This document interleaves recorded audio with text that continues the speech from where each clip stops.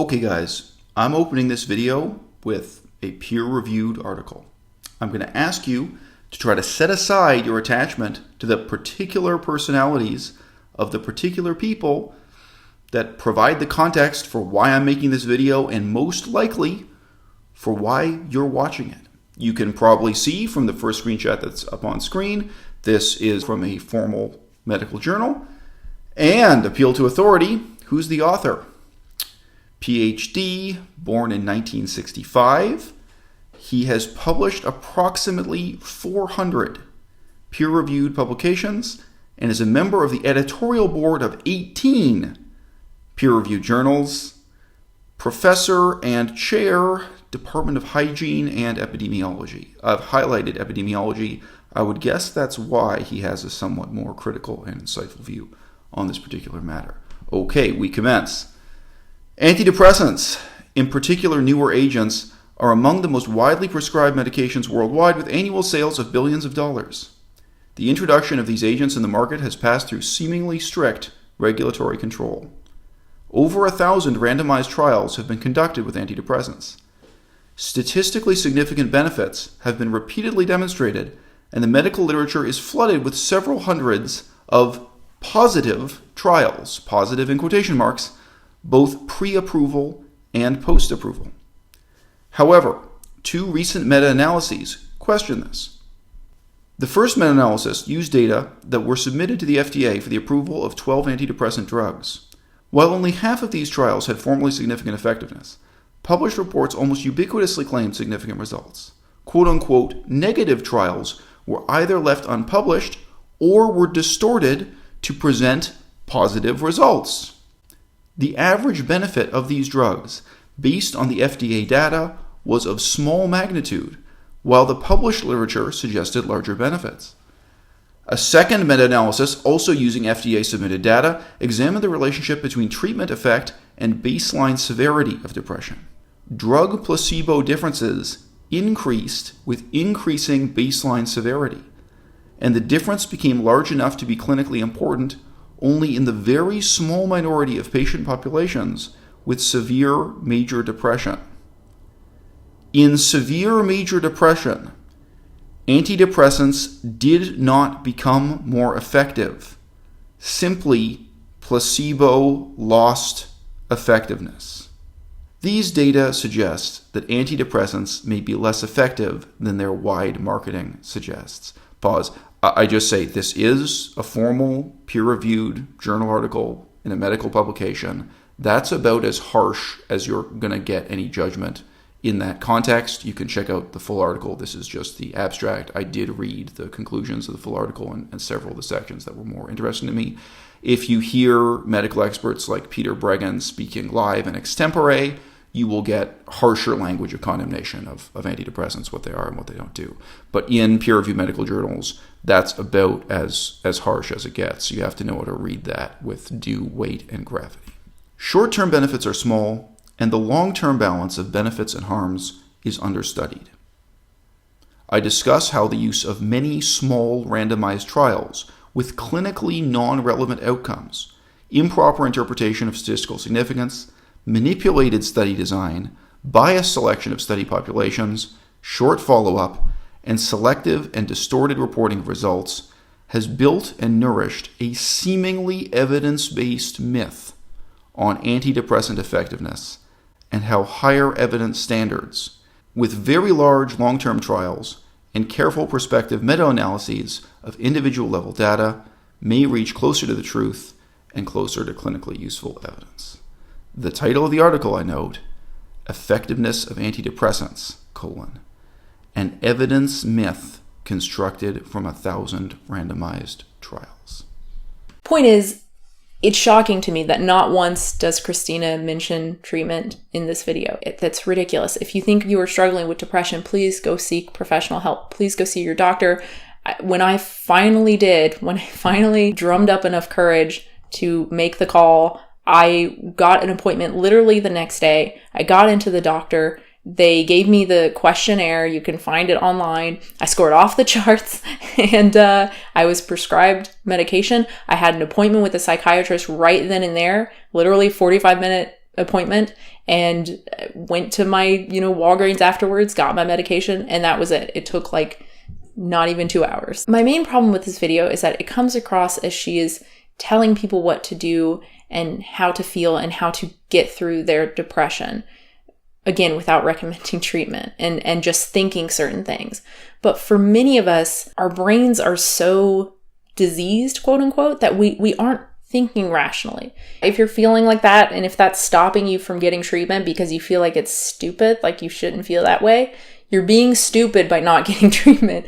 Go get help. And it's not your fault. It's not because you're a bad person or a stupid person. I know I just said you're being stupid, but I'm joking, obviously. It's not because you're stupid. It's just because there's something wrong with your brain that medicine might be able to fix, or again, maybe just treatment, a combination of the two. We need to acknowledge that there are people who do eat right, who do exercise, who do manage their stress, who do get enough sleep, and they still suffer from depression. I've been dealing with this for a decade and a half at least, eating various different diets, and I have struggled with depression through all of it. The only thing that has eradicated my symptoms completely is drugs. Not pot or anything like that, but an SSRI. I'm really fortunate that I responded positively to the drug, to the SSRI that I was given, to the first one that I was given. That's awesome. And even then, there's still a side effect of the drug that I don't like. I don't like it at all.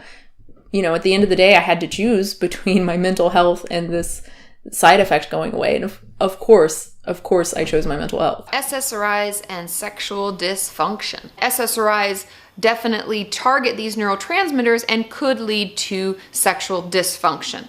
Sexual dysfunction meaning I may not be interested in sex, I may not be able to achieve an orgasm, I may not be able to get it up if I'm a guy. There are a lot of different parts to sexual functioning as a whole, so that kind of runs the gamut. Being interested in it, being able to have it, and being able to achieve an orgasm. The main kind of antidepressant that is the most popularly prescribed are the SSRIs. And these are medicines that increase serotonin transmission. And when you start to push on the doses of these SSRIs, you start to lose some sort of quintessential feminine things. I mean, first of all, it becomes much harder to climax, and it becomes much, much harder to cry. But you also see decreases in empathy, in sensitivity, in passion. But then there are those of us like myself who live really good lives and we have nothing in our life that we would change, and yet we're still depressed. For people like me, it's not about self-love. It's not about going outside and hugging a tree. It's about fixing our brains. The only thing that stopped it was getting on a drug that literally fixed my brain. It's all based on the idea that the drugs are somehow rectifying some underlying problem. And until we understand that they're not doing that, or that we've got no evidence that they're doing that, we don't really know how to interpret the evidence we've got. So, for example, if you give children a sedative drug like an antipsychotic and measure their mania scores will go down a bit. They will be less hyperactive, less irritable, and they'll sleep more. That doesn't mean that we've cured anything or done anything very useful. What we've done is we've sedated those children. And until we understand what the drugs we give to people are doing, we don't know how to interpret the evidence. That's my position on it. Why not? Because people talk about fantastic results. But people have always talked about fantastic results with all sorts of therapies that we now know were completely useless and often quite dangerous. So you have to do proper studies, and what the proper studies show, as you probably know, is that drugs like antidepressants are only very minimally different from a placebo. And that minimal difference, in my opinion, is because they are psychoactive, mind-altering drugs. They make people feel different, they suppress their emotions a bit. So that's what we're doing to people. That's why we need to understand what the drugs are that we're using. What sort of effects do they have? What sort of mind-altering, behaviour-altering effects do they produce? And I think that the effects that, say, antidepressants produce are just not useful. I don't see why being a little bit suppressed emotionally is going to help someone and feeling a bit groggy and having your libido taken away. I don't see why that's going to help someone who's depressed. And what I'm saying is we really have no evidence that these drugs are curing depression. It just so happens that there is a robust, peer-reviewed literature proving that every single claim, every single assumption, and every single recommendation Unnatural Vegan makes in this video is false, dangerous, and harmful to you, the viewer. Why? Why didn't she do the bare minimum that she demands other YouTubers do? Why didn't she do those few Google searches? Why didn't she read just a few peer-reviewed articles like the one I read out to you at the start of this video? Why didn't she consider some of the contrasting views and look at the methodology for how it was anyone scientifically had come to these conclusions? How it was that we constructed the model that depression is a quote-unquote disease, that there's a quote-unquote chemical imbalance in the brain. Who came up with that notion? I know the answer. It was Eli Lilly Corporation, and I can now provide for you a series of video clips talking through the whole intellectual, marketing, and scientific history of how these misconceptions were constructed, mass-marketed, became so influential, and then were debunked as pseudoscience. Why do people respect the opinion of Unnatural Vegan? Why is her opinion regarded as more important than someone like Fully Raw Christina, whom she is presuming to criticize in this video? I think Unnatural Vegan's position is that someone like Fully Raw Christina takes anecdotes about their own personal experience and, without duly considering the hard science, the facts of health research, or what have you, makes recommendations to reviewers that are not only factually false, but could actually be dangerous and harmful to them. I can state as a fact, a scientific fact, that what Unnatural Vegan is doing in this video is making scientifically false and not just potentially harmful, but actually harmful recommendations to you, the viewer, in telling you that you, like her, can go out and, without doing any of the Google searching or research, without looking at any of the peer-reviewed studies, without considering the evidence, without considering the effects, without considering the effectiveness, let alone the side effects, that you, yes you, can fill out a questionnaire that you find on the internet, go in and have a 45-minute consultation with an expert, and then be handed over a set of mind-altering drugs. Mind-altering drugs, SSRI antidepressants, that at this point it is no exaggeration to say are debunked fad science from the 1990s. Not just science that's been discredited, but really science that never was credible to begin with. This is a bizarre and ironic situation in which Unnatural Vegan is guilty of exactly the things she excoriates others for being guilty of on her channel.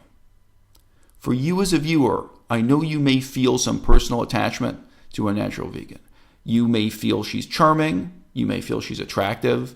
You may have watched her reviews of food products and feel you can relate to that. You may have seen her deal with, briefly or at length, seemingly trivial questions in a rigorous scientific manner. You may have seen her do an enormous amount of research to justify her personal choice to put artificial sweetener in her coffee. And you see that and respect that and think, wow, this is someone who did all this Google searching and looked at all these peer-reviewed articles just to figure out whether or not it was healthy or, I don't know, marginally unhealthy and acceptable to take Splenda sweetener and add it to her coffee. Surely this must be the kind of person who would engage in rigorous scientific examination and deep introspection before making this leap to take a mind-altering drug that has serious side effects, serious health consequences, and that sits on such a shaky empirical basis.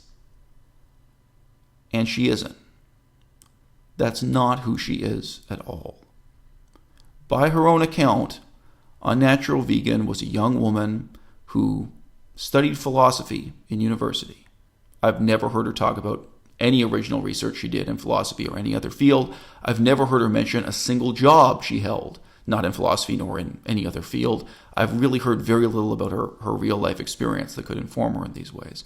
Up until quite recently, and I knew her YouTube channel back in the day, she was someone who jumped on one fad diet after another, one crazy, hippie, superstition-based, pseudo-scientific lifestyle after another, with one of them destroying all of her teeth because she read a fad diet book, believed in natural hygiene, believed crazy theories that you didn't have to use shampoo, didn't have to use soap, and didn't have to use toothpaste, that you should get rid of fluoride, etc., and she had an enormous number of cavities as a result, lost a lot of her teeth. She's someone who jumped on the bandwagon for Freely and Durian Rider's ridiculous, unlimited calories, high sugar diet, gained a lot of body weight, and then reached a breaking point. And she tried to transform her channel, transform her public image, and transform her life from being, a superstitious hippie cult follower to being an archly skeptical, science-based leader of public health research opinion. That's not who she really is. I can sympathize. I can see the pathos in her story. I can see her own desperation to just feel better. But Unnatural Vegan, what you're doing here is just as dangerous, just as deceptive, just as dishonest as anything you've criticized on Fully Raw Christina's channel. And to be honest, it's going to harm a lot more people. Riding apple rap straight from out the Sour Patch. The haters gon' hate my drool. Where them bottles at? So we can pop corks at their head and pour some on the floor, cause these niggas dead. À-bas-le-ciel.